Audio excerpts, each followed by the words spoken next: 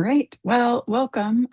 This webinar is Business Research for Everyone using business databases with public library patrons. And I have a fantastic co-host with me today. Sierra Williams is the Business Services Manager at Durham County Library and manages the Business Center. If you want to introduce yourself, Sierra. Hello, it's good to see y'all. Thank you for coming. And yes, like Devin said, I am the business services manager at Durham County Library. So I work with the public and we offer entrepreneurial support services to everyone who comes in. And I'm Devin Waugh, the Instruction Librarian for NC Live. So just a recap of learning outcomes for this webinar. By the end of the session, we want you to feel confident in matching patron questions to the right databases in the NC Live collection. I think business research is often a case of like putting the pieces of the puzzle together than always a straight answer.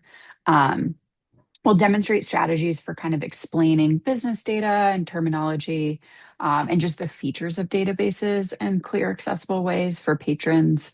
So, kind of translating some of that business speak, and then applying techniques for handling complex reference questions for diverse groups from entrepreneurs to job seekers to students in the library.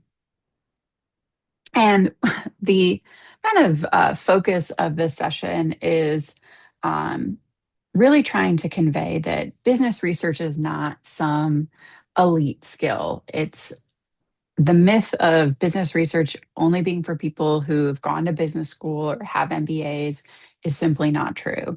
Um, for all of our public library cardholders in North Carolina, they have a treasure trove of business resources and fantastic library staff around the state to help with answering those questions. The reality is, business research is for everyday patrons. It's for the side hustler of the neighbor selling their jam or produce at the farmer's market or baked goods.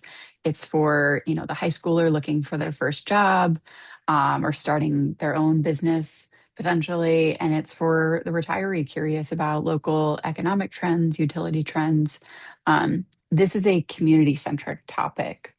Um, and in reality, business reference can happen anytime. These are examples of seemingly kind of innocuous questions that come up that do involve business research and can use the databases that NC Live provides. So if you have somebody asking, I need to see how many pizza places there are in Greensboro, or how many women-owned businesses are there in Cabarrus County, or how many restaurants are in this zip code or in this radius search near the Durham County Main Library in downtown Durham.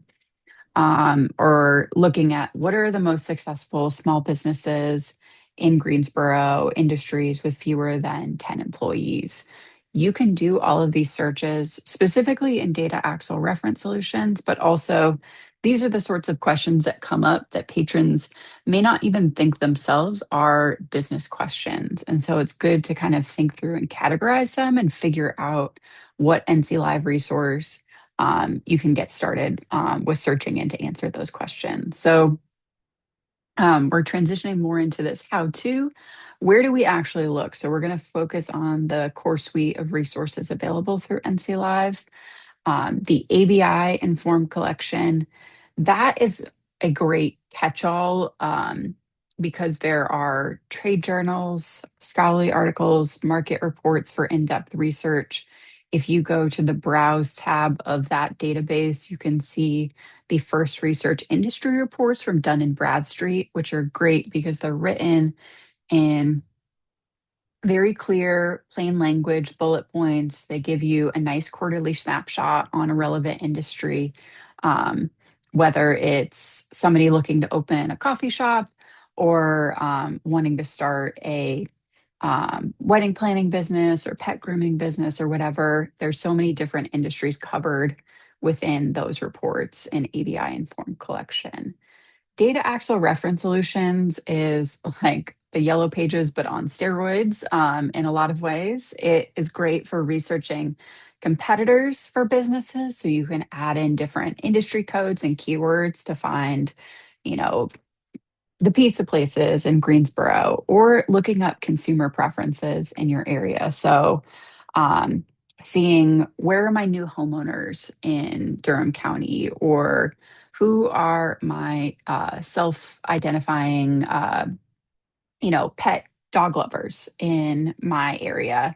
If I'm trying to market a dog related business or start up that sort of a business. The entrepreneurial mindset course is in our A to Z list of databases.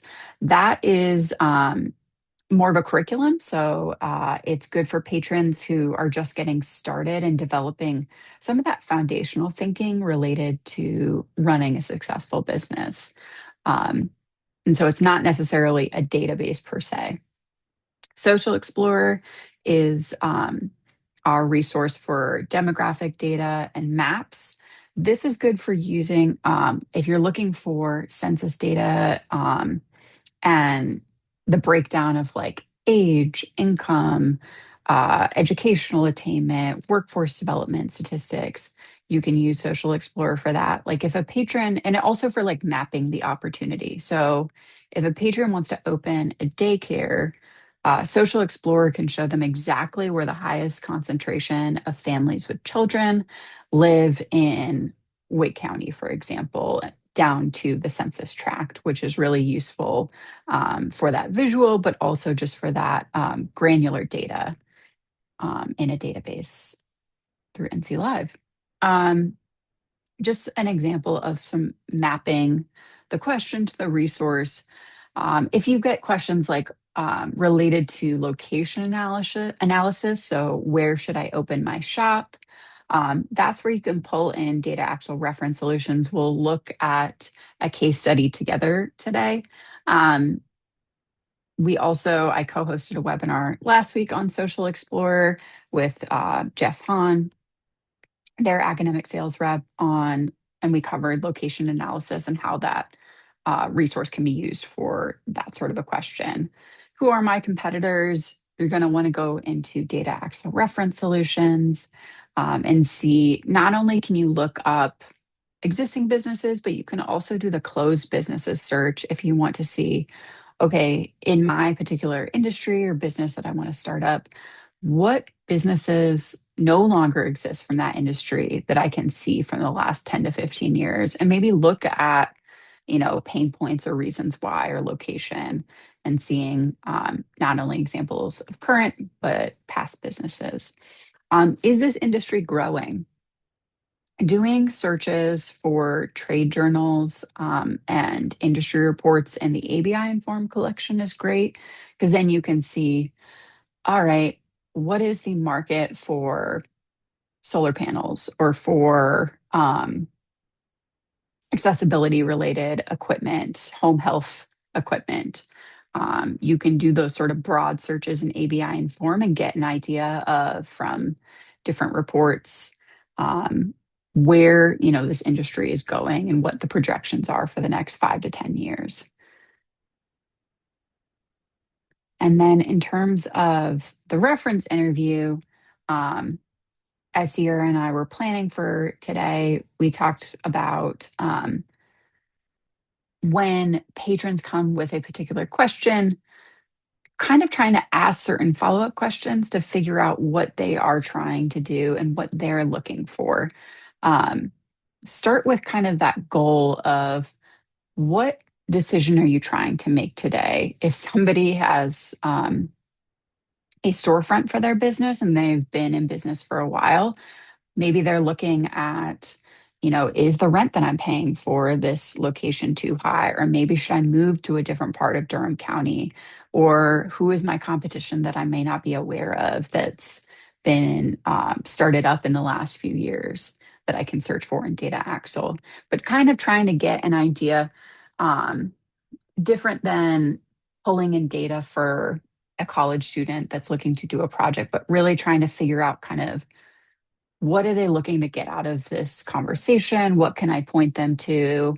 And really balancing like providing support, but also knowing with public library patrons, they're often coming in and they want their question answered within, like 10 minutes or 15 minutes, unless they want to sign up for a consultation or sign up for a program that the library is providing, but typically they just have um, quicker questions that they want to answer. And so we're going to take this example of how many pizza places are in Greensboro, um, and really break down this question of, are you looking for small business pizza places? Or are you looking for chain restaurants? Do we want to include Domino's and Papa John's, or regional chains in this search? And then are we looking at competitors? Or are we also potentially looking at business to business contacts of, restaurant equipment or, um, pizza ovens or things like that and that are being sold in North Carolina. So kind of flushing out what the person is asking for and those follow-up questions can be really helpful, because otherwise you might be making assumptions and saying, okay, we're going to look up all the pizza places in Greensboro, including Domino's and Papa John's. And then you come to realize, oh, that's not really what they were looking for. Um, Specifying geography. So in data axle reference solutions, one you have so many different options of how large you want the search to be or how small. And so you have the ability to do a citywide search, you can do a radius, you can make a custom shape for a particular neighborhood, um, and you can see, if you want to view your results, you can see a heat map that shows like the concentration of that business in the geographic area that you specified. So in these screenshots, um, we have pizza, all the pizza places in Greensboro, and then a heat map of the results and kind of where they're concentrated in different pockets around the city, that city. And then we have a custom shape tool showing the businesses around UNCG, Greensboro College, um, and a bunch of the schools in Greensboro, knowing that um, pizza place, if we're looking specifically by a college campus, how many are there in that particular area? And then you can make it as broad as looking at statewide or looking at multiple states. But that's where kind of narrowing by geography can be helpful. And then in the reference interview, one thing to keep in mind, particularly with data axle reference solutions, which we'll dive into, is um, proprietary data, or private information like tax returns would not be available in there, but you're getting estimates of sales volume. So it gives you kind of a rough idea of how these businesses are doing and how they've grown, or, um, you know, shrunk in different ways over the years. And so that's really nice as kind of a benchmark, but it's not an exact and perfect number. So we'll go into Data Axle in just a second, but one thing that you'll always want to do is um, use the advanced search, because the quick search is really only if you want to find a known business. Um, Typically, patrons, you'll want to direct them to that advanced search and explain that this is how you can specify by particular industries and add in more filters for your search. Um, Having the patron in the driver's seat, I think, is really important, because then they're able to do the searching themselves and you're kind of there as a guide, but you're not doing that work for them, but kind of narrating alongside them the filters to use and what to click on. And so, just to kind of model this, we'll open up Data Axle and take a look at that question of how many pizza places there are in Greensboro.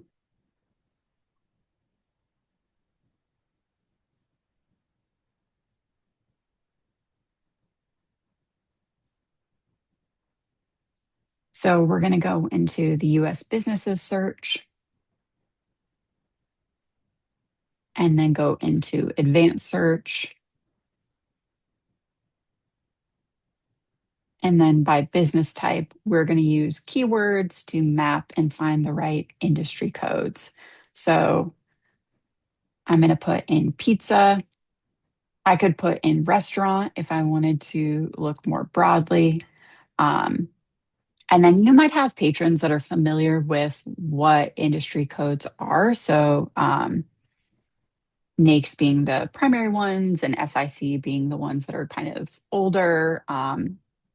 Data Axle also creates their own industry codes within the platform for some businesses. And so that can be kind of confusing. But trying and starting off with that keyword search and explaining what's possible um, in this resource can be a good way to start. And then I'm going to go into geography and look at Greensboro.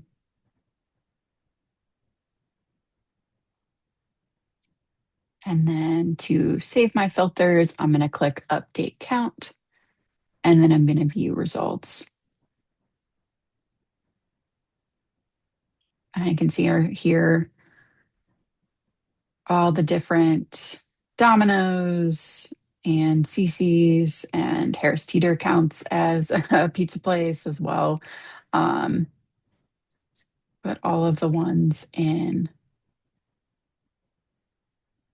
Data Axle Reference Solutions, and I just clicked on the heat map, which is showing by location, but I could see by sales volume.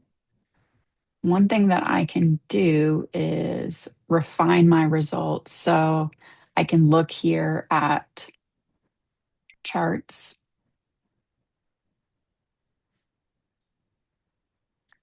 and see which ones have by zip code in here. And if I want to see, all right, the zip code in Greensboro that has the most pizza places is 27410.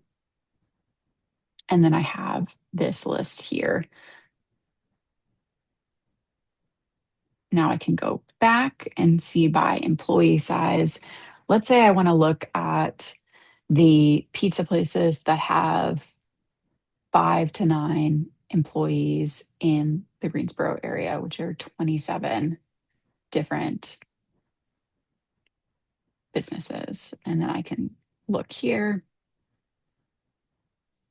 I can always download these as a spreadsheet to look at further. I'm going to go back and revise my search and show, let's see here. All right, I'm going to look at a map-based search. And the reason that you might want to use that map-based search, let's see if Google Maps is being tricky today. But I'm going to zoom into Greensboro as an example. All right, let's see. Maybe today is not the day for this, but that's okay. But one thing that I would share with patrons is like if you want to specify by neighborhood or a particular part of the county, you can use the shape tool and basically click and double click to close the shape, or use the radius or even boundary select to select multiple states using this map based search. But I'm going to go back in here and share pizza, and then I'm going to look at city state, go back into Greensboro. And you could add in different details related to ownership. So the example of women-owned businesses, you can check the box, or veteran-owned or minority-owned businesses. We can take a look and see. There is one women-owned pizza business in Greensboro. So that's where you can use those filters flexibly, talk the patron through it, get them to select the ones that they are interested in using. And I think with Data Axle, once patrons see how they can manipulate it by geography, by industry, then they can kind of fall down the rabbit hole of doing it themselves and really getting comfortable with this research on their own, because the goal is really ultimately for them to be able to do this. You do an orientation and then they can take it and use it how they want, and letting them know that they can log into NC Live from their laptops at home with their library card number and PIN, and do this sort of searching is really the goal, is letting them be able to build this skill set on their own too. So we'll go back into our slides. Um, with these search results, walk them through these results and looking at individual businesses, and then show them how to save the information for later. So patrons can create accounts with Data Axle to save searches. Not every patron wants to create an additional account for something. And so you can offer that as an option, but you might find that patrons may not take you up on that. And so one thing that they can do in order to save results is we'll go to view results, and then you can click check the box and download as a spreadsheet or email to yourself. And then we'll go back. One thing that people can do is they can print out results for later. Downloading these results is good, particularly for patrons that on the consumer data search are looking to create like mailing labels or part of a mailing campaign for their business. Now, if I look at and click the link for any of these results, I then see the profiles for these businesses. And I can see sales volume over time, the estimated business expenditures, employee size, more about business history. And then I can scroll down and see a competitors report. I can see nearby businesses and look through in more detail, and searching for my competitors. And so that's something to kind of narrate, is just like being able to show, okay, you have these results, you can download them, you can see a heat map, but then letting them know that those links to the businesses they can click on and look on those profiles and find more detail there. I'm going to go back in here, and Sierra will share more about kind of refining that business idea. Yeah, we can go to the next slide. So when you're helping patrons at the desk, it can take some time. It's always fine to just pull them to the side. But to help them refine that business idea, sometimes people know exactly what they want to do, and sometimes they have absolutely no clue of what they want to do. So one starting point, if someone comes up and says, I want to open a women's clothing boutique, you're like, all right, so let's dig deeper into that. Why do you want to open this boutique? A lot of times we like hearing their story, and entrepreneurs always have a story and always want to share their gift with the world. And diving deep into that story can help us help them refine their idea even better, especially when it comes to figuring out who their audience is, what they want to do with that boutique, and where they want to place that boutique. So we can go to the next one.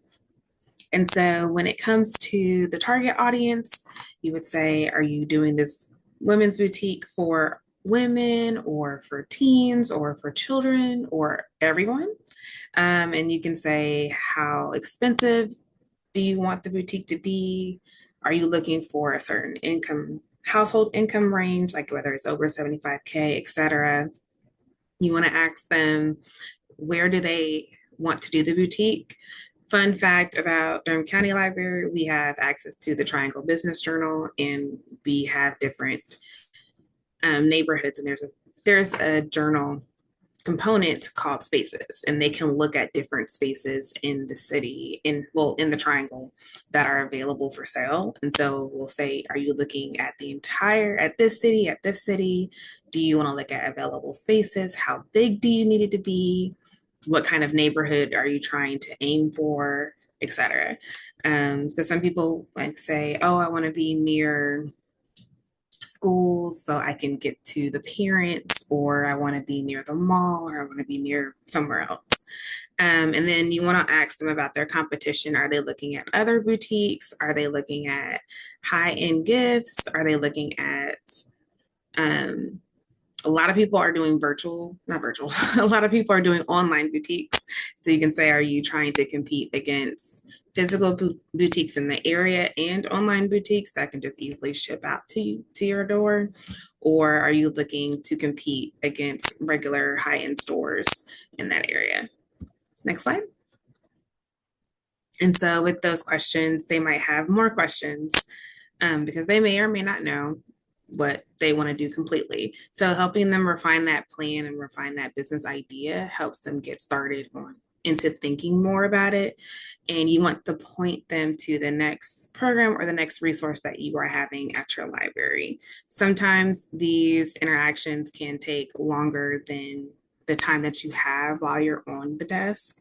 And sometimes you're able to just pull them to the side and say, hey, I can walk you through it and still go back and forth depending on your capacity. But if not, always offer to book a one-on-one consultation with that person because you want to make sure that they have a full understanding of what they're looking for and how to use the database in order to help them find the information that they need. Next slide. All right. So we always start off with the Icehouse Opportunity Canvas. We can go ahead and look at it. The Icehouse Opportunity Canvas is a mini business plan.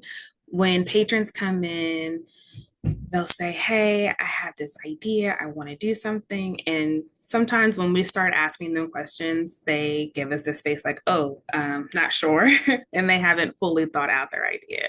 So one thing that we love giving them is the Icehouse Opportunity Discovery Canvas. We print it out and we have so many copies at our desk, and we'll say, take this home, fill it out completely, and then come back to us. It helps them define the problem that they're trying to solve for their business plan, their business, help them find the solution and how their business is the solution to that problem and the connection to the service that they are providing with their business. And it helps them break it down in a way for them to understand why they should start their business. And it helps us find more information and the correct resource for them for when they come back. All right, so the benefits is not giving them a huge packet of information. A lot of entrepreneurs will come in and they'll say, oh, I want to start a boutique, a women's clothing boutique. But then they go to the bank and they have yes, Icehouse is a handout. Good question, Carol. And I feel like I can drop it in the chat soon. But sometimes they'll go and they'll have a big packet of information from the bank or another entrepreneurial support organization. And then they go to another place and they get more packets. And then they go to another place and they get another packet. So helping us just give them that one handout relieve some stress for them because they'll get home and have all of these types of information from so many different organizations in the area that they visited that week, and they will get easily overwhelmed. It's like when you're shopping around and you're like, oh, I can do something over here, or I can go to this school, or I can go to this school, and then you're just overwhelmed with all of the possibilities and opportunities that you have right there in front of you. So giving them just one handout. Thank you, Katie. Giving them just one handout helps them not stress out, and it helps them stay on track and stay focused with what they want to do with that business. And it's a quicker way, but it's also an easier way for us to understand and for them to understand where they're going. So we try to keep all of our solutions simple for entrepreneurs, and that way they're able to take that canvas with them to the next entrepreneurial or economic support organization in their area. Next slide. Case study time. All right. So let's say somebody wants to start a dog walking business. You might ask them, okay, so why do you want to start this dog walking business? And you can still give them that handout and walk them through it. Say, okay, Why do you want to start a dog walking business? Where do you want to start it? Is it this area? Do you have many dogs around you? Have you seen people ask about someone walking their dog, etc., and help them really narrow it down? Because a lot of times entrepreneurs are like, "Oh, it's simple. Like I just people need their dog walked. Obviously, I need my dog walked. I get it, but you want to have them narrow it down to the business language that they need in order for them to establish their business and for them to have funding for grants later on. And that way they're able to explain, like, no, no, no, it's more than a dog walking business. This is what I do. And that way they're able to be more confident in their business idea. Let's go to the next slide. All right, finding competitors. So we use, I believe this is from Data Axle too. And Yeah. yeah. So there's not a perfect industry code for dog walking in Data Axle. I think the closest is like pet exercising, but so many different businesses can be categorized in ways that you just don't expect. And so, an example here from my own personal experience is Kate's Critter Care is a dog walking pet care business in that serves Durham County and Orange County. But in Data Axle, when I look them up, their industry code is all other support services or business services, which is not very Huh. specific. And so it doesn't show up under the search for dog exercise or pet exercising services. And so you have to kind of be flexible and do a combo of like, okay, searching for like known competitors potentially, and then looking through Data Axle and seeing that list of what's in the database. And so when I search for pet exercising businesses in Wake County, I found 20 different results. And it included some pet sitting, but then there are also like dog daycares. There's so many different kind of approaches to this business. So it's nice to kind of go through and say, like, not take the initial idea at face value and don't be afraid to ask some of these follow-up questions of like, okay, will the dog walking business include training? Will it include, what counties are you looking at? How many staff do you have? Is it just you? Like what is your capacity to be doing this? Because even though it's a business that may not have a brick and mortar location, there's still questions to refine the business idea that you can ask and using and pointing patrons towards Data Axle. And so if we were to go in the resource, you'll see the challenge with industry codes. So we'll do a new search. It's like a And mystery hunt. yeah, I mean, FBI a little bit. You got to get a little creative with how you're looking for stuff. it's something like pet exercising. Yeah. So Mm, pet exercising service. And then you could pull in pet care. Yeah. pet care, different related ones. And you can also show them, like, if they're unsure if they want to do boarding or if they want to wash someone's pet, etc., like grooming. Mhm. You can show them, like, okay, well, these are the types of pet businesses in the area, and we'll look under this category and this category just to help them narrow down, like, well, maybe they want to do a pet shop and start selling different things and collars and leashes and etc. when it comes to walking the pet. And that way that can I've actually had that happen before. And he was like, oh, well, yep, I can pivot. So sometimes they're very early in their business idea stage where they are fine pivoting to something in order to help them narrow it down. And I want to stick with this example of just seeing based on the example business of two different counties. What are some examples? So, because we added in pet care services and pet grooming, it's going to bring up animal hospitals that have daycare um, or boarding. It's going to bring up, we brought up pet grooming. Um, and then some others here. So I could take a look at Daisy Bell's dog walking and see, all right, how many years have they been in business? How many employees do they have?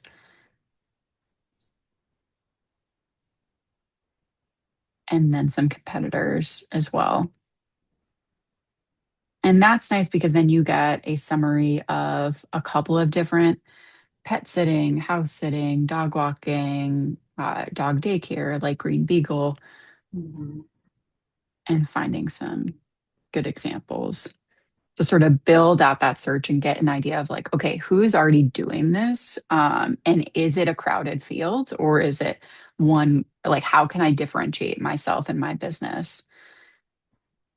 Is it something like, um, I'm a boutique dog walking service for people who have two or more dogs, and that's how I'm going to specify? Or am I just one where um, I only focus on smaller dogs or something like that? You can kind of look and see who out there you can kind of compare yourself to, and then edit accordingly. So, or refine this idea accordingly. So, even if I just did pet exercising service in Durham and Orange County, it's only showing these two because the industry codes are not perfect. They're puzzle pieces.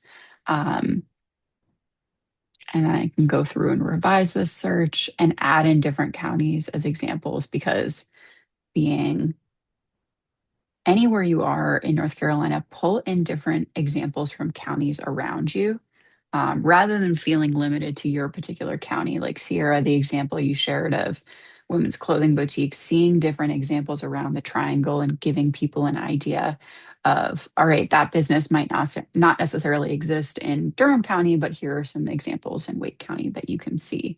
Mhm. Um, and then some others here from Wake County, like let's look here at Ollie's Dog Walkers, based in Raleigh. And this shows personalized pet sitting and dog walking services, whether you're working late, socializing, hitting the gym. Oh, and see the code they use is under pet care. Right. So it's under that broader code of pet services, pet care. And Okay. not all, yeah, not all of them have these relevant codes because this is business verified information. So it's not always a perfect system of mapping the business exactly to what code they fit into in Data Axle. And so we're going to go back to those results, but that at least kind of gives you an idea of how you would approach that question, Mhm. especially when a patron might get frustrated because they're trying to put in exactly what they think their business is into Data Axle, and it's just um, not able to work like that or have that result that they're looking for perfectly. And does take a little bit of trial and error. And then the other thing that you can point patrons towards in Data Axle is the consumer search. So in the consumer search, they have this fantastic lifestyle section where you can see, all right, who are my crochet fans in Durham County, or my fans of cooking and wine that would be interested in like a specialty food store or a wine store or something like that. And then with this example here, we could look at, okay, who are my, you know, dog lovers, animal fans that I can search for. And let's say if you had a business related to horses, you can check the box for horses and see who comes up. But because this is consumer data, you can only put in you'll we'll see in Data Axle, but you can basically put in the lifestyle filter and then a location. But if you try to add in other filters like income or different things like that, it'll give you a summary matrix, which won't let you see the search results like we showed you in the businesses search. So we'll get to that and you can see what I'm trying to explain. Um, so I'm going to go into Data Axle. I'm going to go into consumers and lifestyle search. And then here I am going to pull up one contact per household. And I am going to put in dogs. And I'm just going to stick to Durham County for this example.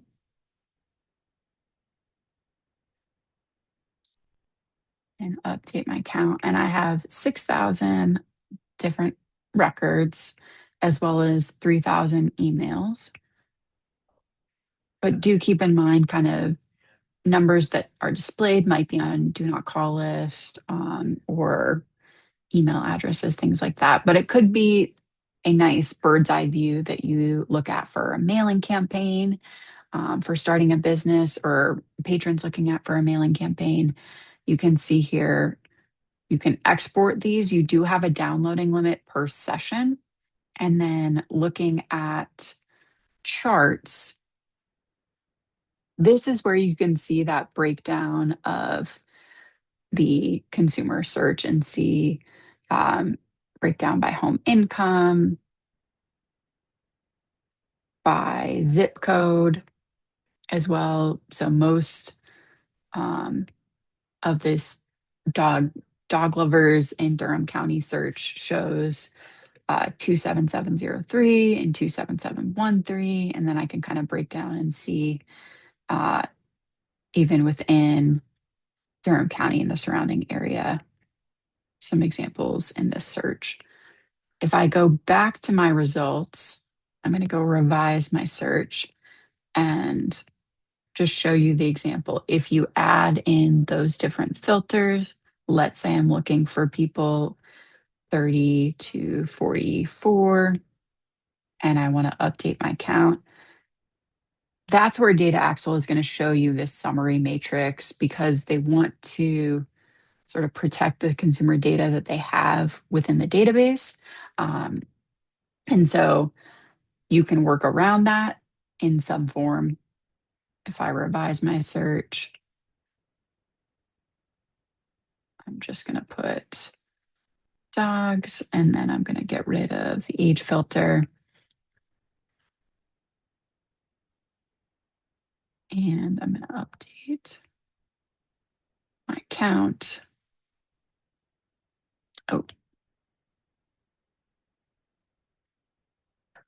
and back into my results and see here. I can take a look at a heat map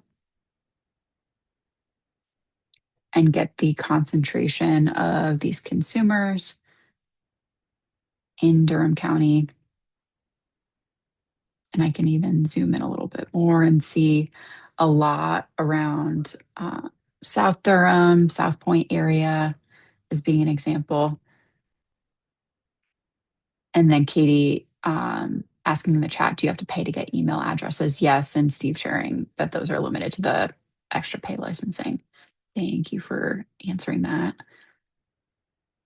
You can see that summary, but I really prefer, I find in looking at this, looking at charts and then going into, if you want to see the breakdown by home income, like let's say this patron is differentiating themselves by looking at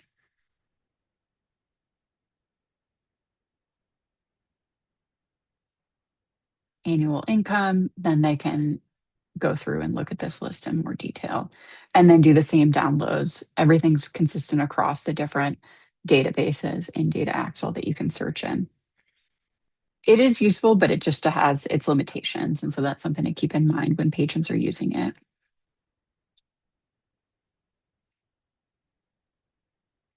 But it does give you an idea of, okay, if most of my potential target market is in these few zip codes, and maybe that's where I can do a little bit more targeted mailing campaign, events, pet stores related, where I can market my business and then kind of build that client base, which I think if you don't have a brick and mortar business, your focus is more on building a client base and kind of getting the word out in different ways besides having a physical location. And then, as part of this um, goal of demystifying business research, I'm handing it back over to Sierra, and she'll share kind of ways to welcome entrepreneurial thinking in the library. Next slide. Sorry. So a way that you can do it is offering your space. You can offer here at Durham County Library, we have our innovation lab and our maker lab. We have our small business center, which is just our fourth floor. And we offer it as a way for people to talk. A lot of people will come in and say, I have a question. And then I have to say, hey, I cannot hear you. Actually, I need you to use your inside voice, but just speak up a little bit because you can talk in the library.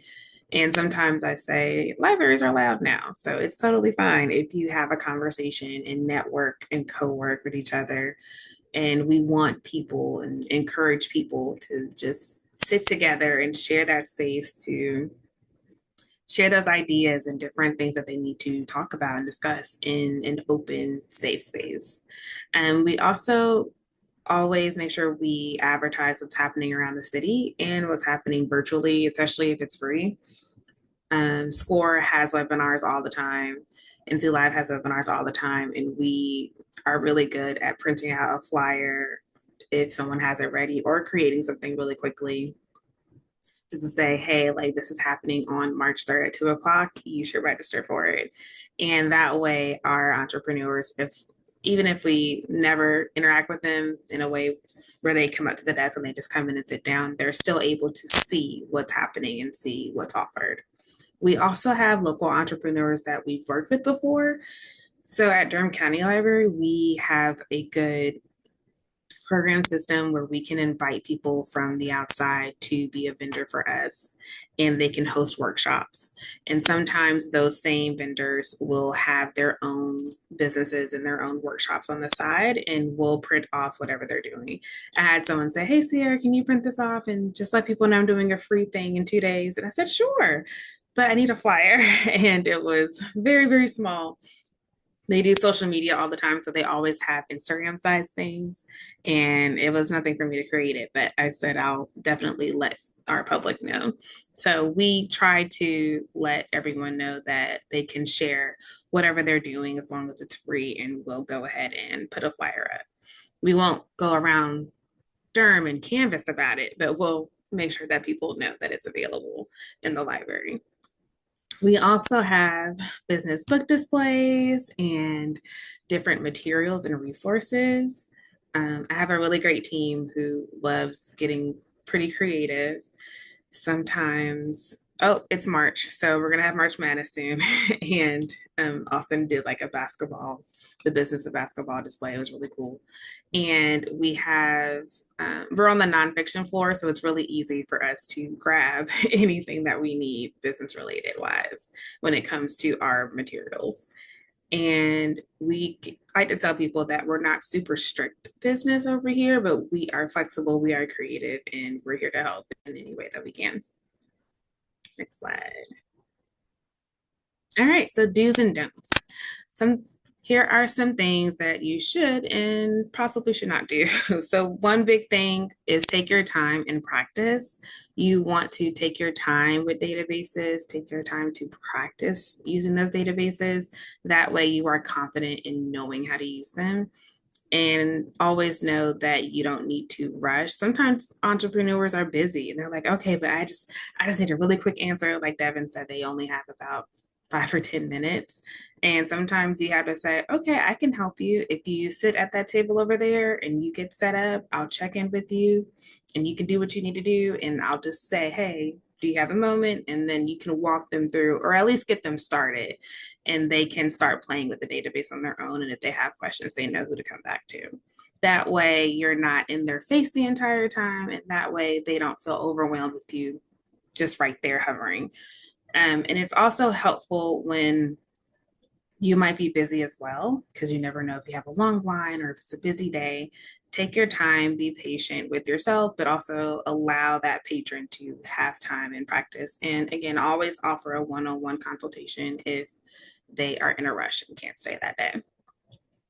It's always okay to follow up later.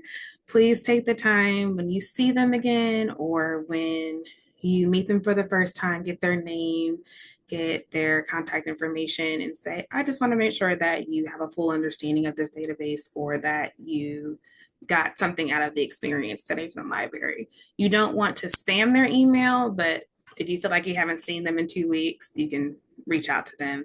We have a newsletter that we send out to everyone if they want to sign up for it. And usually on their first visit, we'll say, hey, here's our brochure, here's our calendar, here's our newsletter, here are all of the ways that you can reach us. And we would love to see you again. So come back, we're here every day. We'd love to see you again. And that doesn't put pressure on them per se, but it lets them know that we are welcoming and we're here to help whenever they come back. Sometimes they come back the next day or the next week, and sometimes we don't see them for 4 months, and we're like, "Oh my goodness, how are you doing?" And they're like, "Oh yeah, I remember you too." And so, just building that rapport with your patrons is important, so that way they know that you not only care about what they're doing and that they're important to you, but that they're special and you remember and that you're still here to help. And just CC yourself when you're emailing different findings so that way you know that you did send some information out. I always have my team say to CC me as well as their manager, just in case someone gets confused. And we have our own team email for people. So if we forget something, we'll say, okay, wait, did anyone email Carol back? Did anyone email Devin? Like we have to make sure we stay on top of that. That way, no one is forgotten. And if you have a very in-depth question, please email Blink. We are very happy to help. And you can email us anytime. We'll always be there to answer your question. I had a question the other day that I couldn't answer, and I had a good amount of people jump in to answer it for me. So please do not be scared. Email Blink no matter what the question is. We are very happy to answer it and help you. Librarians are a social a social entity, and I know that we usually like to keep to ourselves, but we're always happy to help. Do not be afraid to say that you don't know the answer to something. I always like to say, hey, I'm not an expert on this, but I will try to help you and walk you through it and let you know what I do know. That way, because a lot of people will assume as a librarian that you are an expert in every single thing that you do. And we're not, we're only human.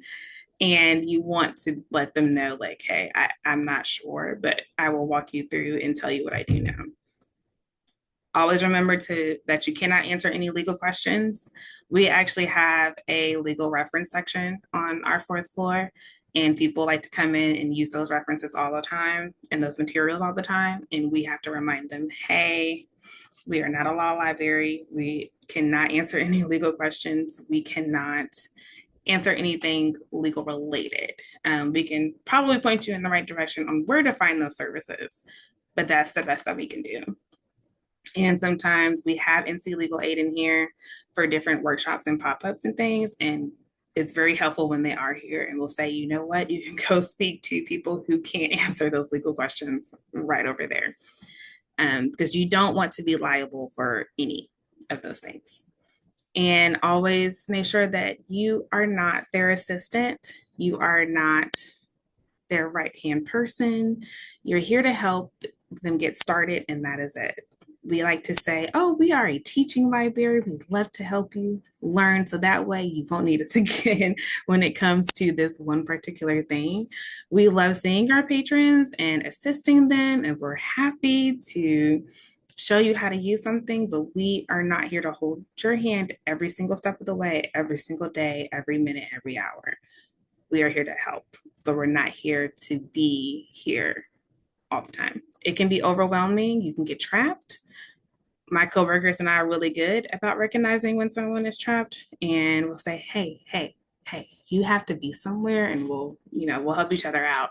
And we'll say, we can't do this. We can get you started, but you have to learn how to do this yourself. And sometimes you might have to de-escalate a situation depending on how that patron is, but you just want to remind them that they have the power to do it themselves, and this is how they can do it. So just be encouraging, and they'll be fine. All right, promoting business resources. we love promoting things over here. Canva is probably our favorite tool to use, and all of these flyers were made with Canva. We have so many different types of programs that we promote out of our library. We have book club. We have from idea to enterprise, which is basically Jana showing people how to use these databases. But she came up with a really catchy idea in order to get entrepreneurs into that program because it used to be business resources for, for you to know. And people are like, I don't need to know any business resources, but you do if you're trying to go from idea to enterprise, if you need a tool for you if you are an entrepreneur. We've also have using data to build your business, and we try to make sure there is always a QR code, make sure it's eye catching, make sure they know the date and the time to be there. And that way, if they see the flyer every single day, it'll just be like, you know what, let me go ahead and scan this QR code. And it links directly back to where they need to register for. So include your patrons in programming, especially whether it's happening the next day, that day, or in 2 months. Let them know so that way they can put it on their calendar.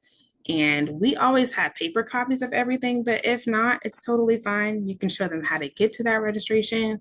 And that way, again, they can still put it on their calendar and remind them that there are free resources for them to use. And that way, they're not stuck and they know that they can always come back to the library to learn something new or to get more assistance or to just keep practicing that one thing that you told them about that day. So, all right. And then, oh, sorry, that's Devin. You're good. Uh, NC Live has a promotional materials page that I will link to on this slide. This is just a screenshot of it, but we have added a lot of materials that Data Axle has made, as well as our other business resources. Our community engagement librarian, Sophie Hollis, makes different flyers, bookmarks. So if you have an idea for a marketing material for an NC Live resource, whether it's a business resource or not, please don't hesitate to email help@nclive.org. That is something that we take into account so that Sophie can make these and create things that are scalable and can be used by our member libraries. We also have revamped our usage stats portal. So you'll see there's a new version available on our website where if you're logged in with your library, you can see the top 5 resources from the previous month. You can create a peer report really quickly with pre-made peer libraries, or you can add in different peers to compare. And we have a graphing feature on this usage stats portal. This is a great place to look. Like, let's say you're adding in more programming and promotion of Data Axle reference solutions this spring. You can then benchmark in this usage stats portal and see how that usage might change month to month and grow based on the efforts that you're doing to integrate this resource into the programming you're offering. And then just a recap of North Carolina resources. So we mentioned SCORE. SCORE is a national group that provides chapters across the US. There are several chapters in North Carolina, but it's a program that matches prospective or current business owners with mentors in their business area.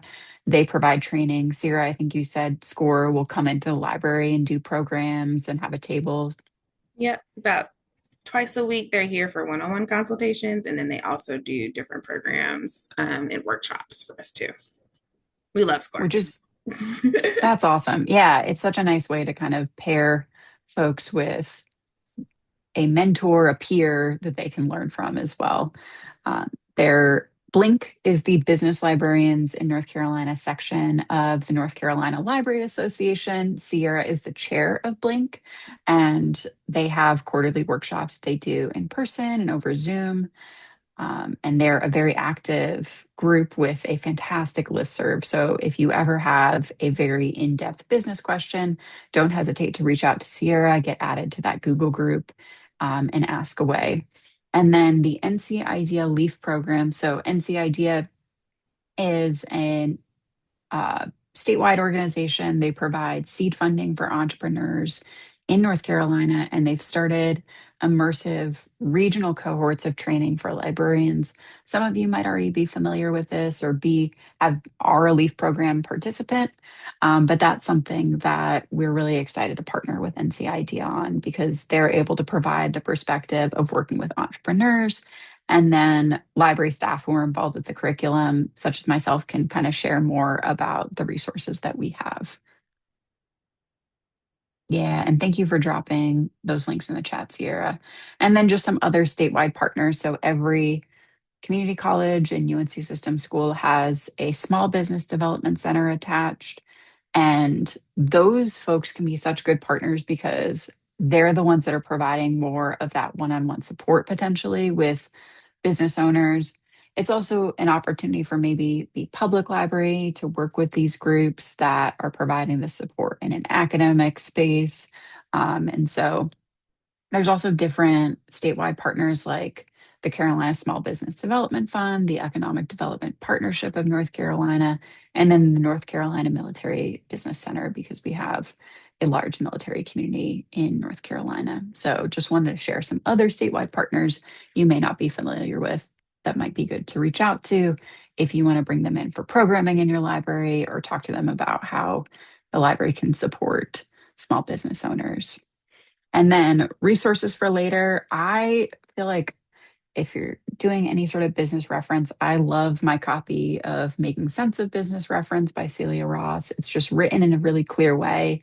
And I think is a good starting point for mm, categorizing all the different business reference questions that you might get and putting them into boxes and getting an idea of how do I answer this really big question that I don't know off the top of my head and some other different examples of books here for public library as well as academic library um, research and support.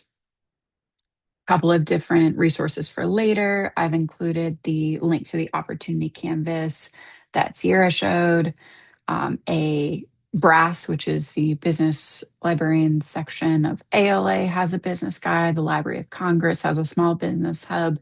And then I have included the lookup if you want to see specific industry codes and search for NAICS codes on this page. Any questions? I know we're a little bit over time, but want to make sure people can ask questions. Also dropping ALA's Libraries Build Business. They have a playbook Yes. and other resources, and we also meet monthly as well.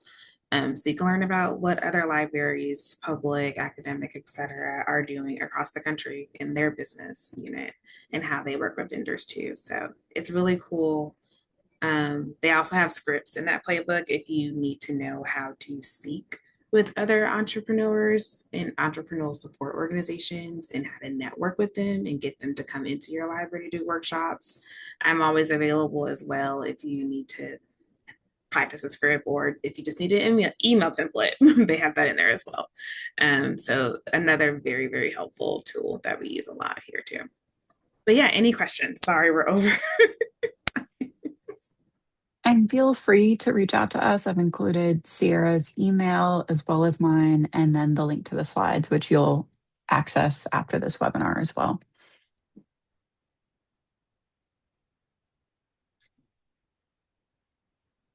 Awesome. I'm glad to hear it's so helpful. Yay. Thanks, everyone.